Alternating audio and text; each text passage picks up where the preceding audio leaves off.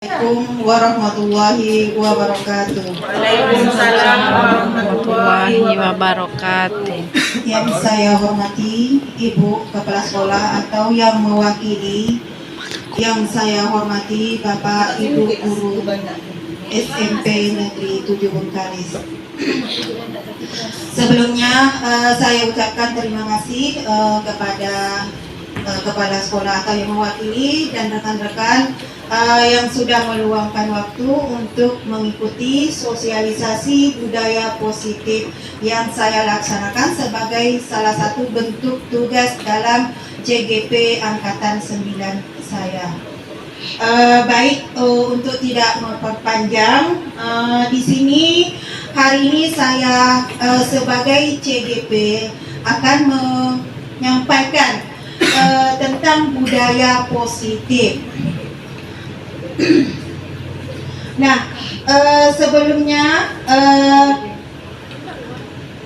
dalam kegiatan ini tujuan dilaksanakannya yaitu untuk yang pertama, tujuan kegiatannya untuk sebagai itu tadi untuk tugas CGP saya. Kemudian tugas saya ini tujuannya selain untuk tugas CGP saya, yaitu untuk menumbuhkan karakter positif pada anak. Jadi bagaimana budaya positif ini nanti akan memunculkan karakter positif dalam diri anak, yaitu menjadi manusia dan anggota masyarakat untuk mencapai keselamatan dan kebahagiaan sesuai dengan nilai-nilai profil pelajar Pancasila. Oke, itu tujuan dari budaya positif ini. Kemudian latar belakang dari budaya positif ini, kurangnya motivasi intrinsik dari dalam diri murid terkait dengan disiplin positif. Nah, itu latar belakangnya. Nah, untuk budaya positif ini ada beberapa hal yang perlu kita pahami. Ada beberapa konsep yang perlu kita pahami bagaimana dalam menerapkan budaya positif ini. Yang pertama adalah disiplin positif dan nilai kebajikan universal. Kemudian yang kedua adalah teori motivasi dan hukuman. Yang berikutnya adalah keyakinan kelas, kemudian kebutuhan dasar manusia, kemudian 5 posisi kontrol, dan terakhir adalah segitiga restitusi.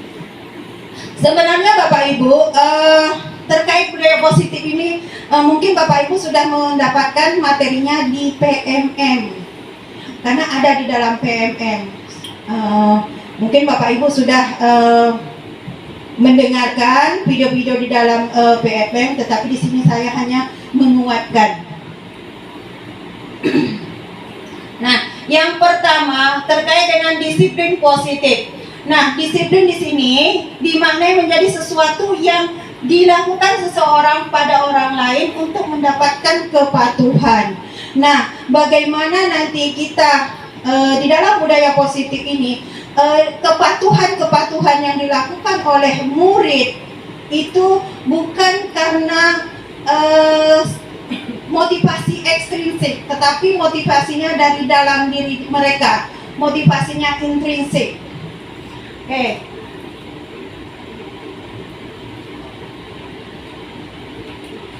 Nah, tujuan disiplin ini kan menciptakan anak-anak yang menjadi disiplin diri sehingga mereka bisa berperilaku dengan mengacu pada nilai-nilai kebajikan universal dan memiliki motivasi intrinsik dan bukan motivasi ekstrinsik.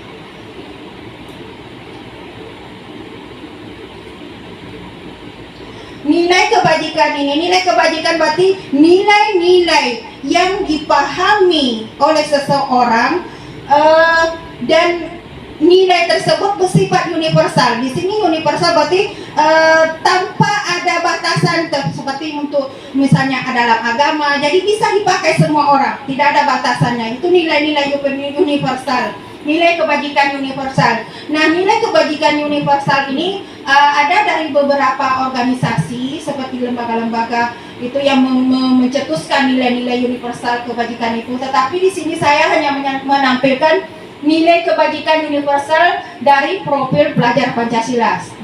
Nah, di sini saya yakin juga Bapak Ibu sudah di luar kepala tentang nilai kebajikan universal yang ada di dalam profil pelajar Pancasila ini, yang terdiri dari beberapa dimensi. Ada beriman dan bertakwa, berakhlak mulia, kemudian mandiri, bernalar kritis, berkebinekaan global, bergotong royong, dan kreatif. Dan ini kan masing-masing dimensi ini memiliki elemen-elemen dan sub-elemen. Nah, itulah nilai-nilai kebajikan universal dari profil pelajar Pancasila. Dari organisasi lain ada juga, tetapi di sini hanya ini yang saya tampilkan. Nah, jadi menurut Diana Goosen, bahwa motivasi seseorang dalam melakukan suatu tindakan itu ada 3. Yang pertama adalah motivasinya adalah karena menghindari hukuman.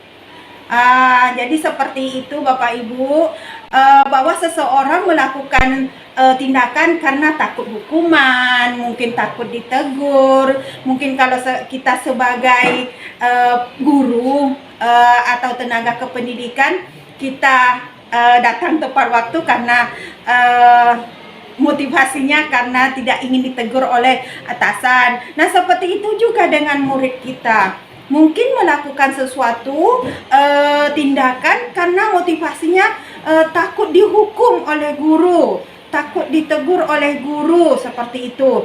Itu motivasi yang pertama. Kemudian yang kedua adalah untuk mendapatkan imbalan atau penghargaan.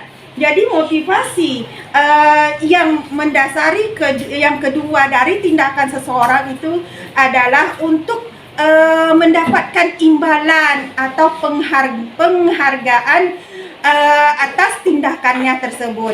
Seperti seorang murid misalnya membuat tugas karena karena gurunya menjadikan sebuah penghargaan, atau kita sebagai pendidik bekerja dengan disiplin, tanggung jawab karena ingin penghargaan dari atasan kita. Jadi seperti itu Bapak Ibu guru.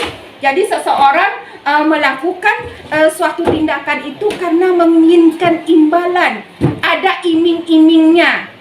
Jadi ada balas jasanya. Jadi seperti itu Bapak Ibu guru. Nah, itu yang kedua. Kemudian yang ketiga adalah, nah inilah yang ketiga yang ingin kita munculkan dalam diri anak kita, yaitu melakukan sesuatu karena ingin menghargai dirinya sendiri.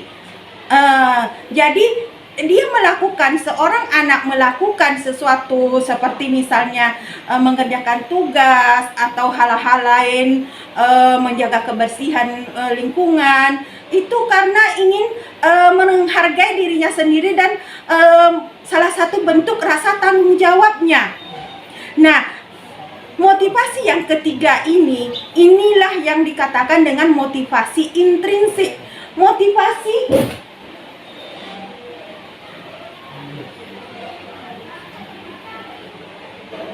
Motivasi yang timbul, yang berasal dari dalam diri seseorang melakukan sesuatu hal yang baik misalnya, itu timbul karena bukan karena takut hukuman, bukan karena mereka ingin suatu imbalan atau penghargaan, tetapi mereka melakukan itu karena ingin menghargai dirinya sendiri dan merupakan salah satu bentuk tanggung jawab dari dirinya, dan itu merupakan adalah motivasi intrinsik.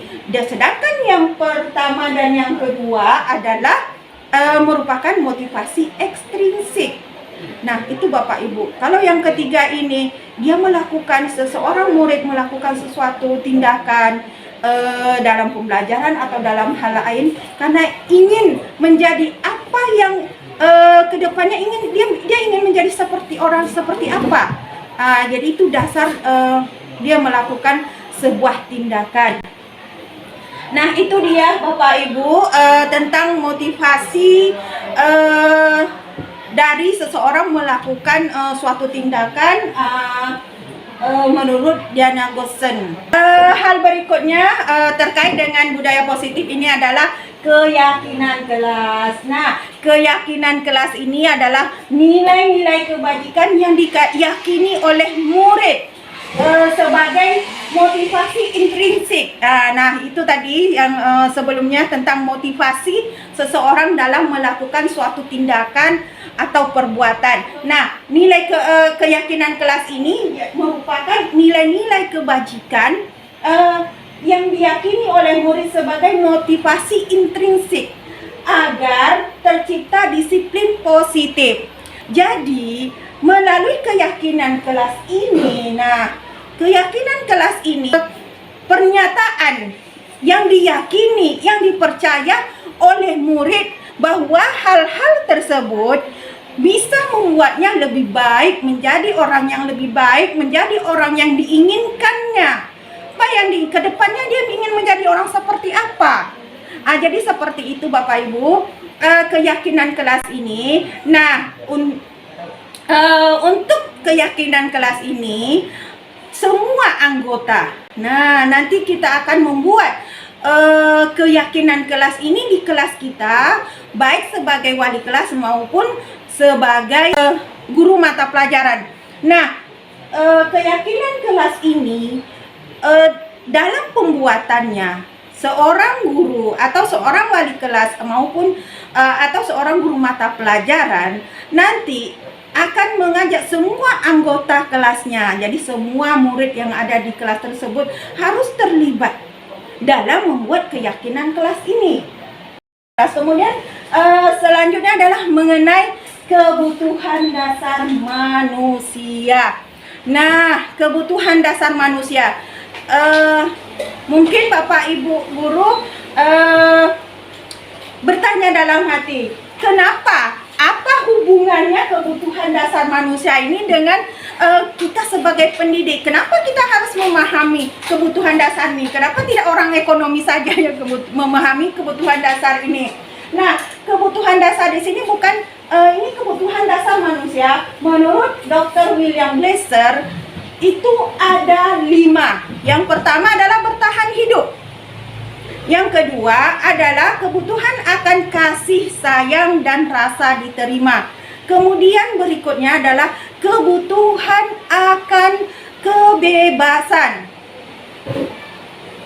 Kemudian berikutnya adalah kebutuhan akan kesenangan. Dan selanjutnya adalah kebutuhan untuk pengakuan. Ini mengaktualisasikan diri untuk merasa diakui. Nah, ini bukan konteks kebutuhan dalam ilmu ekonomi. Jadi ini adalah kebutuhan dasar manusia. Nah, kebutuhan dasar manusia tadi untuk yang pertama bertahan hidup. Nah, kalau untuk ini menurut saya mungkin sama dengan Bapak Ibu, bahwa untuk bertahan hidup itu untuk di daerah kita semuanya rasanya sudah terpenuhi. Tidak ada yang untuk bertahan hidup itu masih susah. Kalau di daerah kita semuanya rasanya sudah terpenuhi. Nah, yang perlu kita pahami dalam diri murid kita adalah kebutuhan. Yang pertama adalah kebutuhan akan kasih sayang dan rasa diterima. Jadi, kenapa kita harus pahami? Karena imbasnya, efeknya ketika kebutuhan tersebut tidak terpenuhi dalam pembelajaran yang kita sajikan, yang kita laksanakan, anak akan bereaksi dalam bentuk yang mungkin tidak kita inginkan. Contoh, rasa kasih sayang dan diterima.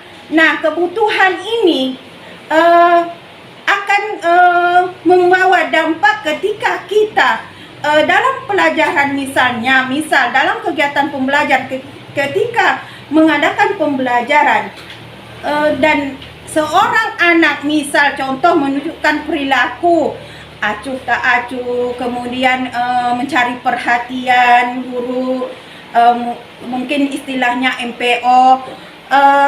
Nah, jangan kita langsung menyalahkan murid tersebut. Mungkin kebutuhan dan kasih sayang dalam diri murid tersebut tidak terpenuhi. Maaf sebelumnya, mungkin di rumah dia juga tidak mendapatkan kebutuhan kasih sayang itu. Mungkin saja orang tuanya mungkin sibuk atau tidak lengkap dalam keluarganya. Makanya kita harus mengetahui karakteristik latar belakang murid kita.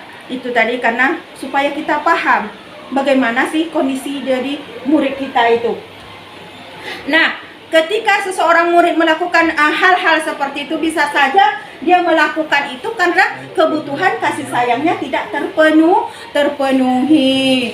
Nah, maka dia akan bereaksi seperti itu di dalam kelas. Berikutnya, kebutuhan akan kesenangan. Nah, kebutuhan akan kesenangan, bagaimana imbasnya dalam pembelajaran? Ketika seorang guru mengadakan pembelajaran yang, maaf sebelumnya, monoton, ceramah, diskusi, presentasi, anak yang kita hadapi ini dari pagi sampai siang tadi, maka ketika mendapatkan pembelajaran yang seperti itu, yang anak yang kebutuhan butuh akan kesenangan, dia akan bereaksi. Jadi kita tidak bisa menyalahkan murid ketika murid kita bereaksi atau menunjukkan respon yang tidak kita inginkan. Kita harus sebagai guru harus kita introspeksi dengan pembelajaran yang kita laksanakan. Apakah sudah memenuhi kebutuhan murid kita? Itu tadi dalam pembelajaran berdiferensiasi nanti kita harus mengetahui kebutuhan apa yang dibutuhkan murid kita. Nah seperti itu, murid kita butuh akan kesenangan, maka kita harus menyajikan pembelajaran yang menyenangkan sesuai dengan kebutuhannya. Nah, menyenangkan sesuai dengan konsep pemikiran Ki Hajar Dewantara bahwa pendidikan harus berpihak pada murid. Jika pendidikan sudah berpihak pada murid, otomatis itu akan menjadi sebuah pembelajaran yang menyenangkan bagi murid kita. Nah, berikutnya adalah kebutuhan akan kebebasan. Nah, kebutuhan akan kebebasan ini bukan berarti kita lepaskan murid kita seperti itu, tidak. Jadi, dalam pembelajaran itu kita berikan kebebasan kepada murid kita untuk menentukan sesuai dengan bakat minatnya. Jadi itu tadi pembelajaran yang berpihak pada murid. Jadi apa yang dia inginkan, pembelajaran seperti apa, bakatnya seperti apa, dia tidak mampu di sini kita paksakan. Jadi itu merupakan suatu kondisi yang nanti murid merasa dia tidak bebas untuk mengekspresikan bakat dan minatnya. Seperti itu Bapak Ibu. Kemudian yang berikutnya adalah, yang terakhir adalah kami konsep 5 konsep kebutuhan dasar manusia, karena mungkin saja anak itu bukan salahnya pada murid, tapi pada proses pembelajaran yang kita laksanakan.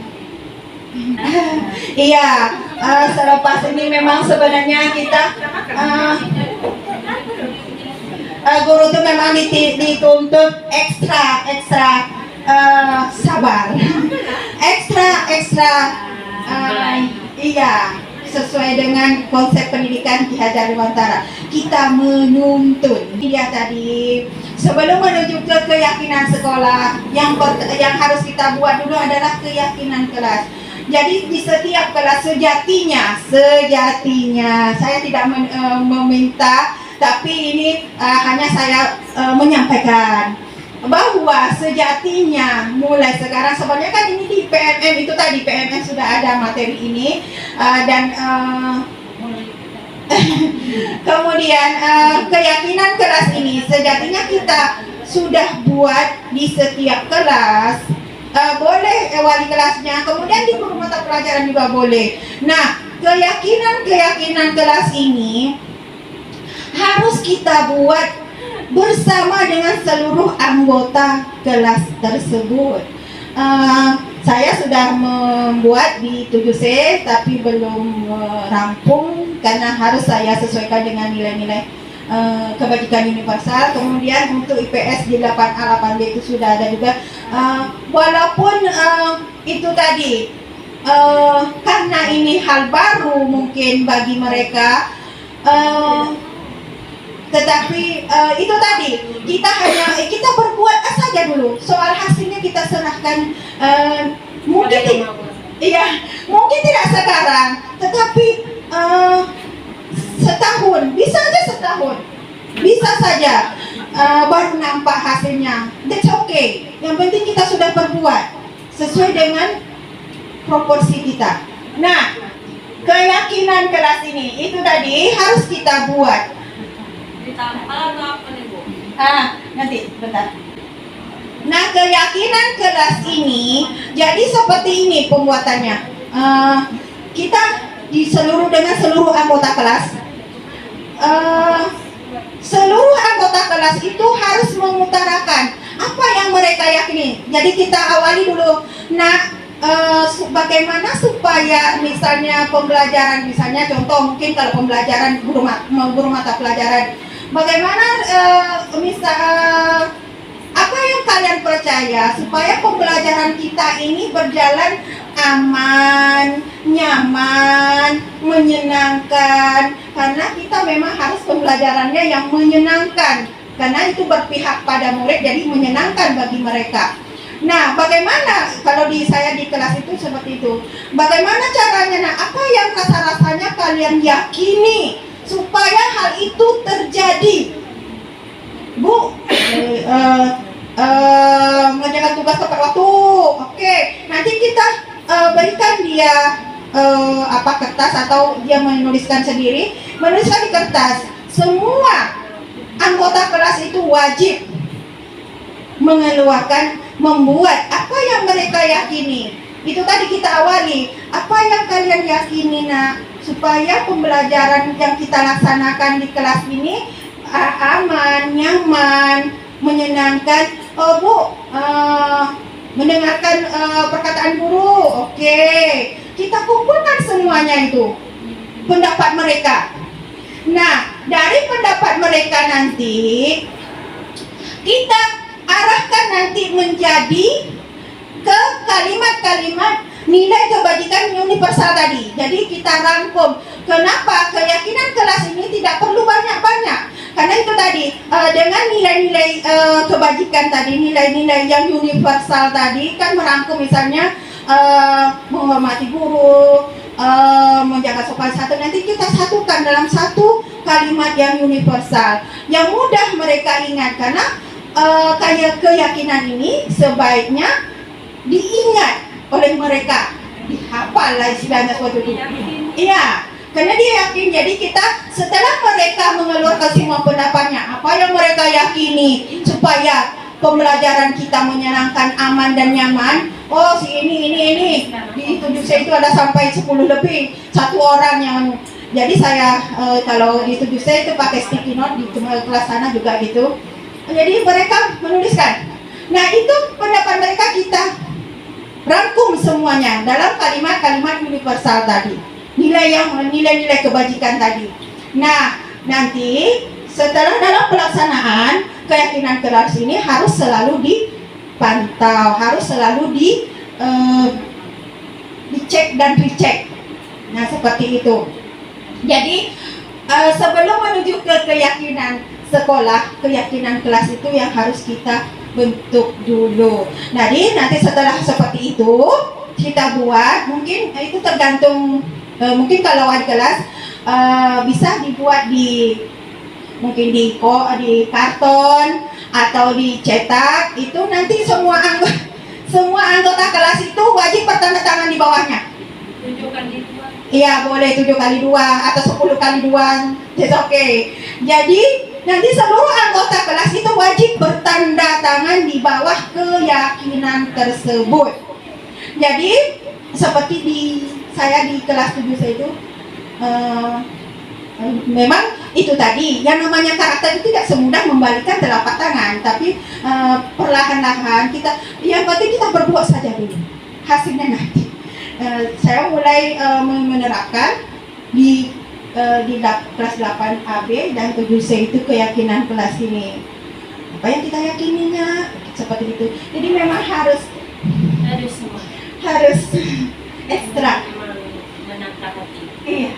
5 posisi kontrol ini sebagai penghukum, pembuat rasa bersalah, sebagai teman, sebagai pemantau. Nah, dari 5 posisi kontrol ini, yang pertama adalah penghukum. Jadi penghukum ini adalah kontrol yang dilakukan oleh guru dengan cara menyakiti murid, baik dari segi fisik maupun dari segi perkataan. Nah, ini Bapak Ibu, mungkin bagi kita posisi kontrol penghukum ini efektif untuk mendisiplinkan anak, tetapi sebenarnya itu salah satu pendapat yang salah. Maaf, saya katakan salah. Nah, anak yang dihukum akan menimbulkan dampak negatif. Yang pertama, anak akan merasa dendam. Insya Allah anak dendam dengan kita. Kemudian dengan posisi kontrol guru sebagai penghukum, anak akan timbul bukan motivasi intrinsik, tapi motivasi ekstrinsik. Kenapa? Dia takut dihukum. Jadi disiplinnya itu hanya bersifat sementara. Kalaupun dia mengikut, yang jelas anak akan merasa dendam, marah dengan guru. Nah, memang dia mungkin di depan kita dia menurut, ikut, tapi di dalam hatinya dia akan menimbulkan rasa dendam. Dan apalagi kalau hukumannya berdalam bentuk maaf kata-kata, itu akan sangat membekas Bapak Ibu. Oke, itu penghukum. Nah, kemudian psikis, pembuat rasa bersalah. Nah, ini pembuat rasa bersalah.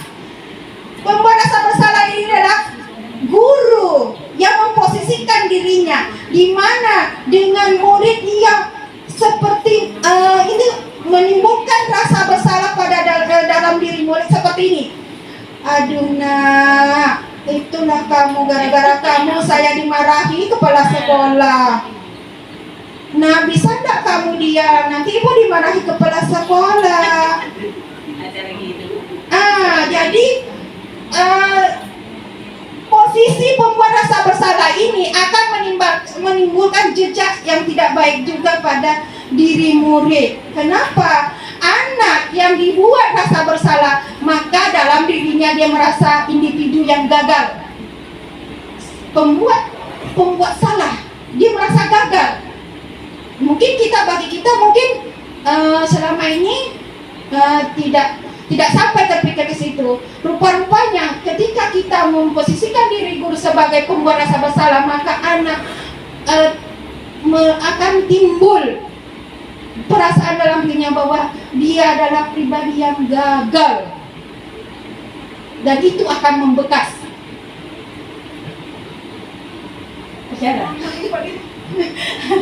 Kemudian yang berikutnya teman.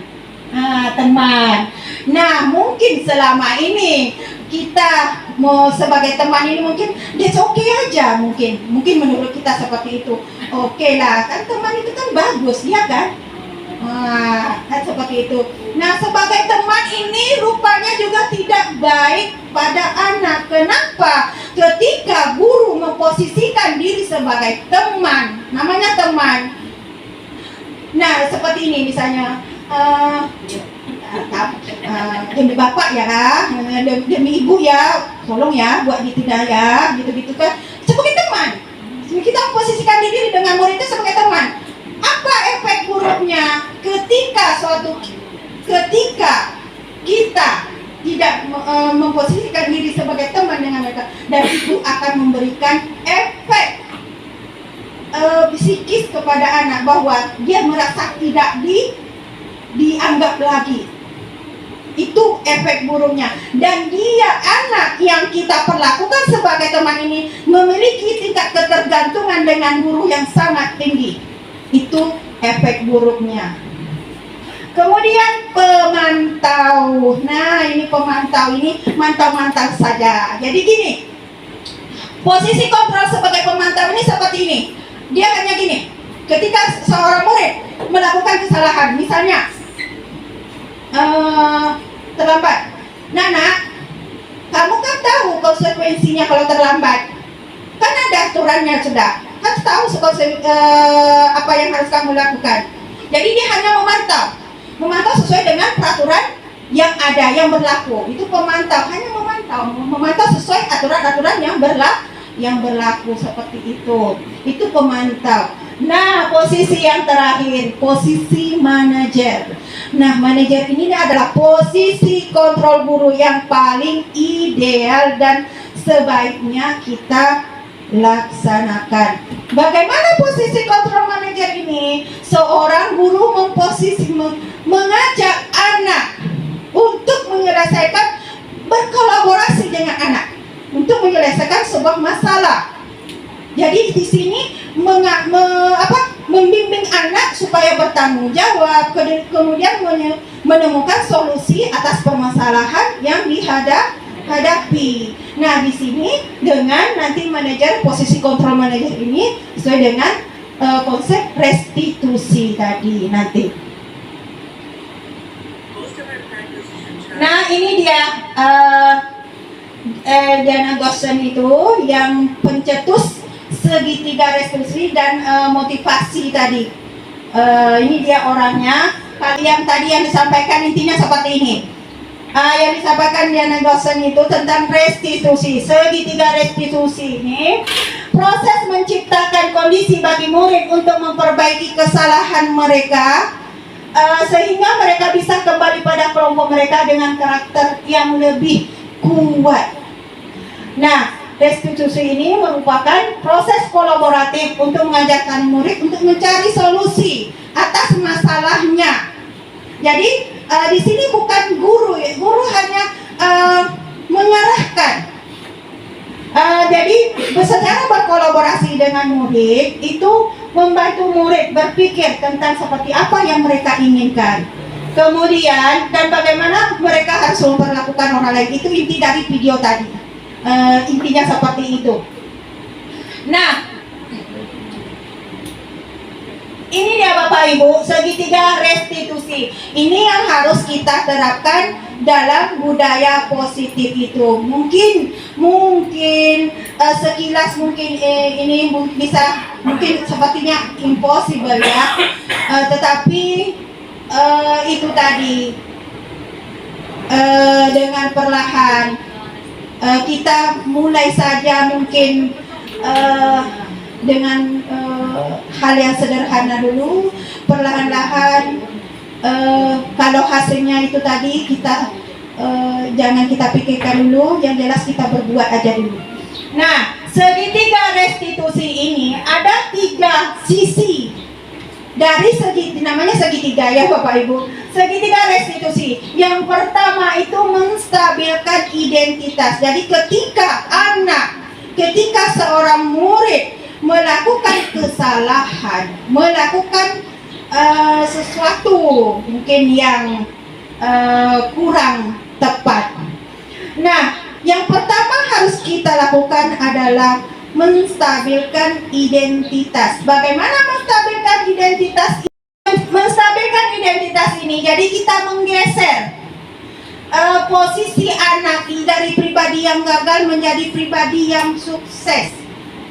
Nah, dengan ini kita berusaha memberikan penguatan-penguatan bagaimana mereka tidak berpikir, tidak merasa oh aku ini pribadi yang gagal, aku ini orang yang salah seperti itu. Jadi kita rubah ini pikiran mereka dari pikiran-pikiran seperti itu, bahwa berbuat salah itu manusiawi, siapapun bisa salah. Seperti kemarin si Tendi saya panggil, kemudian oh iya nak, saya tanya kenapa nak tidak mata pelajaran ini tidak buat tugas, lambat. Saya tidak paham Bu. Oh, kalau tidak paham Ibu ngerti. Ibu pun kalau tidak paham juga tidak bisa buat tugas. Kawan lain juga seperti itu. Jadi kita merubah jangan dia terpuruk dalam perasaan orang menjadi orang yang gagal, menjadi orang yang tidak mampu. Jadi seperti itu. Ini menstabilkan identitas. Jadi identitas anak tersebut kita stabilkan dari orang yang gagal menjadi orang yang sukses. Kemudian yang kedua adalah memvalidasi kesalahan. Nah, validasi kesalahan ini bahwa kita berikan pengertian ke anak bahwa setiap tindakan itu ada tujuannya dan seperti ini.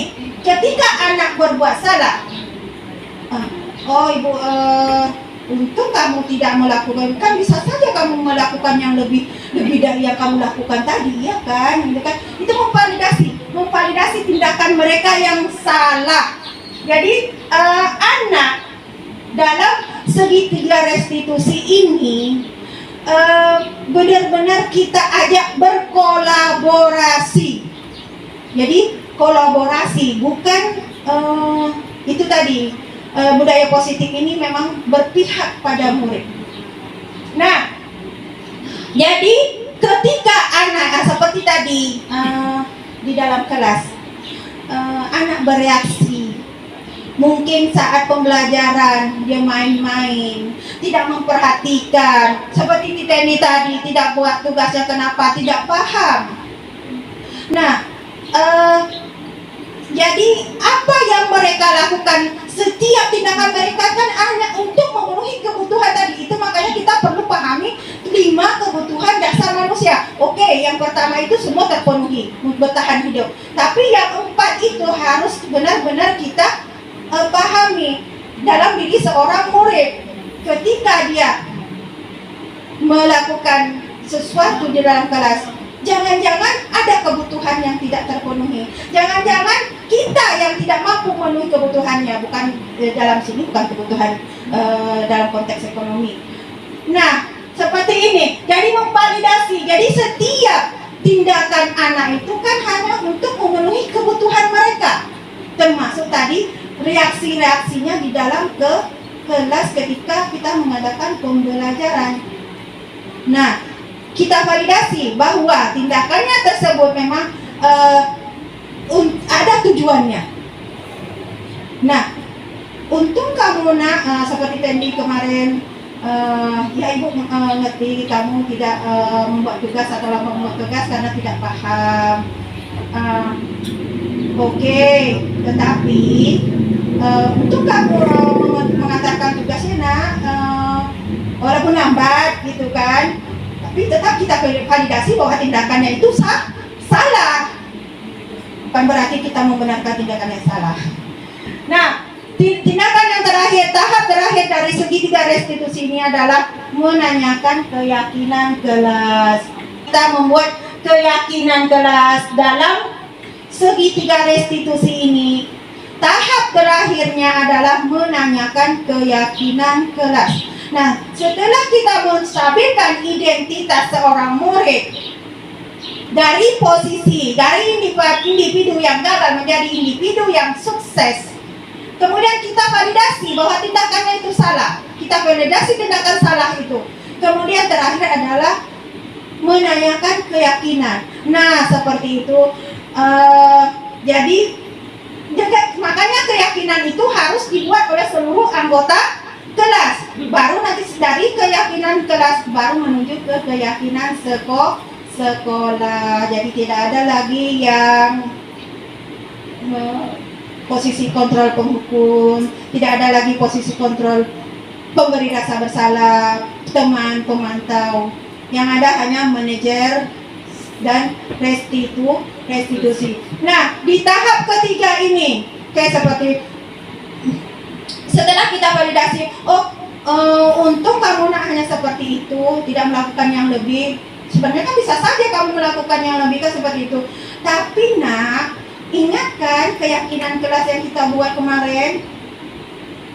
Itu kan makanya keyakinan kelas itu tidak perlu banyak-banyak. Hanya tapi satu kalimat misalnya kalimat nilai kebajikan universal itu bisa mencakup beberapa aspek, misalnya Jadi anak bisa dengan mudah mengingatnya karena saat mereka curah pendapat kita gabungkan sama pendapatnya, baru kita satukan dalam misalnya beberapa keyakinan, kita buat satu kalimat universal.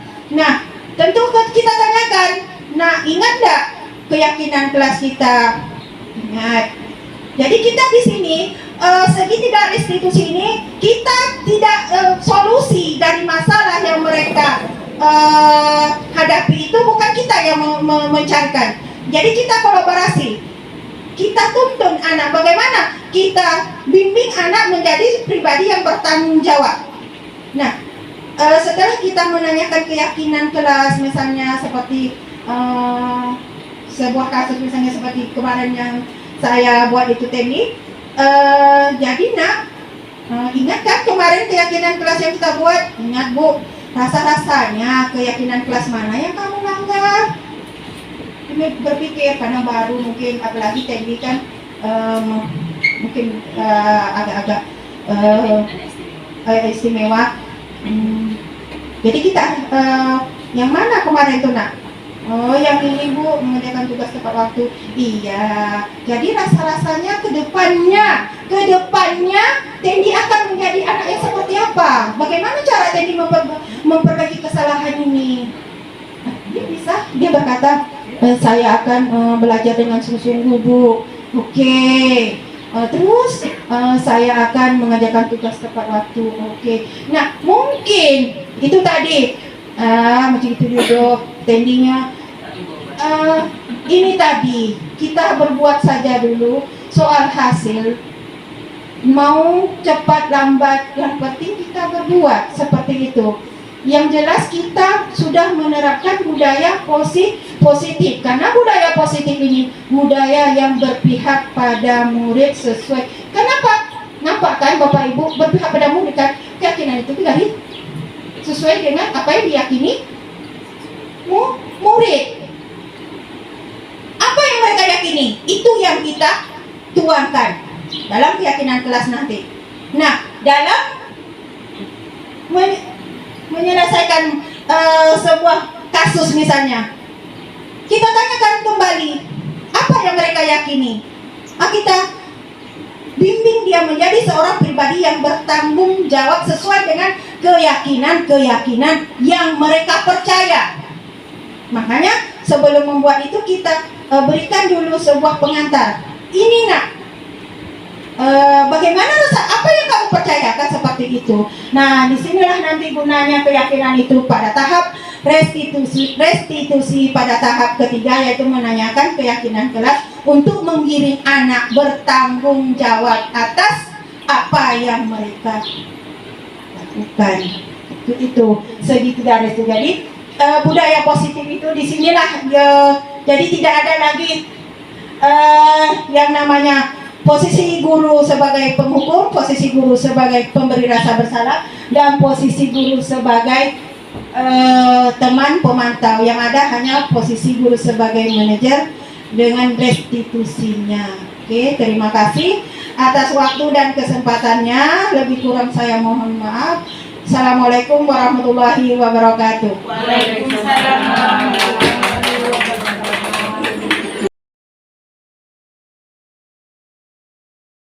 Assalamualaikum warahmatullahi wabarakatuh. Waalaikumsalam warahmatullahi wabarakatuh. Selamat pagi. Pagi. Gimana kabarnya hari ini? Baik. Alhamdulillah. Masih semangat? Coba semangat pagi dulu. Pagi, luar biasa. Tak semangat. Semangat pagi. Pagi, luar biasa. Oke. Sekali lagi. Semangat pagi. Pagi, luar biasa. Oke, terima kasih. Nah, seperti yang sudah Ibu katakan sebelumnya, bahwa hari ini kita akan membuat keyakinan kelas supaya apa? Supaya kedepannya anak-anak Ibu yang luar biasa semua ini bisa menjadi pribadi yang lebih baik. Oke. Nah, sekarang ini Ibu ada menyediakan sedikit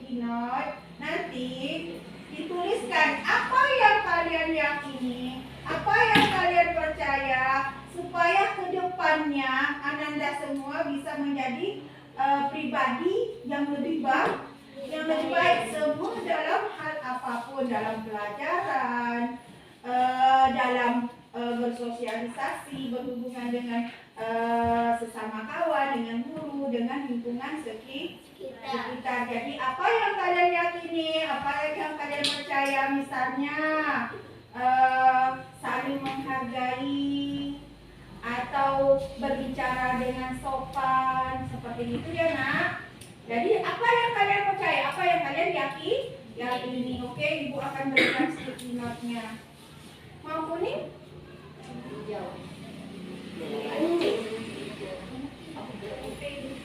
Silakan ditulis di sticky note-nya. Kenapa namanya nak? Itulah.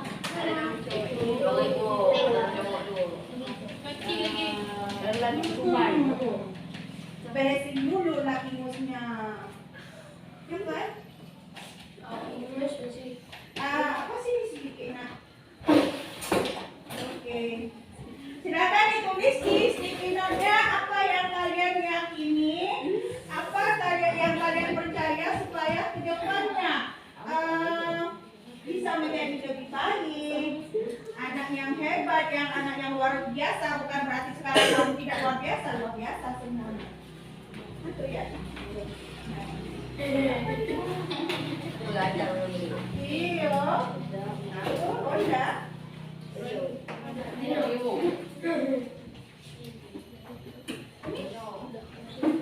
Aku itu.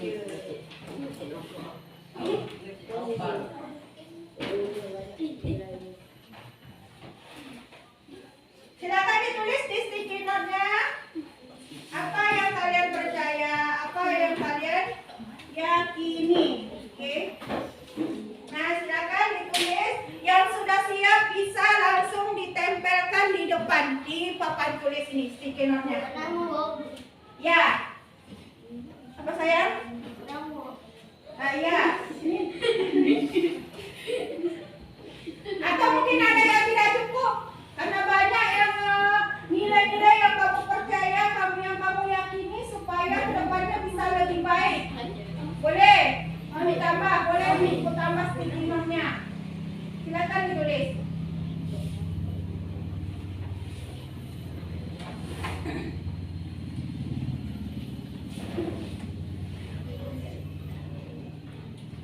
Yang sudah bisa langsung ditempel di depan. Jadi apa yang kalian yakini, yang kalian percaya, yang bisa membuat Ananda semua ke depannya lebih baik lagi, menjadi anak yang memiliki kepribadian yang lebih baik daripada hari ini. Bukan berarti kalian tidak baik hari ini. Baik. Ibu selalu ibu bersyukur dapat kelas 7C ini anaknya baik-baik. Iya. Anaknya luar biasa semuanya. Bersyukur ibu. Apa yang kalian yakini, apa yang kalian percaya, supaya ke depannya bisa menjadi pribadi yang lebih baik. Oke. Dennis? Ya sayang? Nah, boleh kalau ada 5, kalau ada 3 ya 3. Itu tergantung dari apa yang kalian yakini masing-masing. Ya sudah, boleh langsung ditempel ke papan tulis sayang. Silakan ditempel.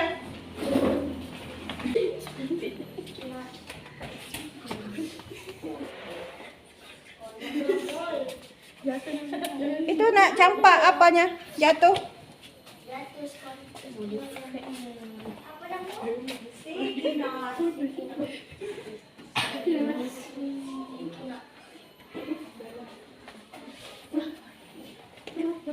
Oke, terima kasih. Oke, silakan ditempel.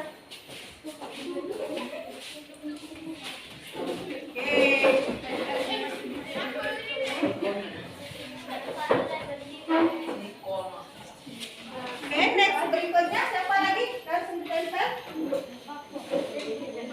Silakan ditempel, tempel. Oke, terima kasih Denny. Silakan duduk. Oke, thank you. Silakan duduk.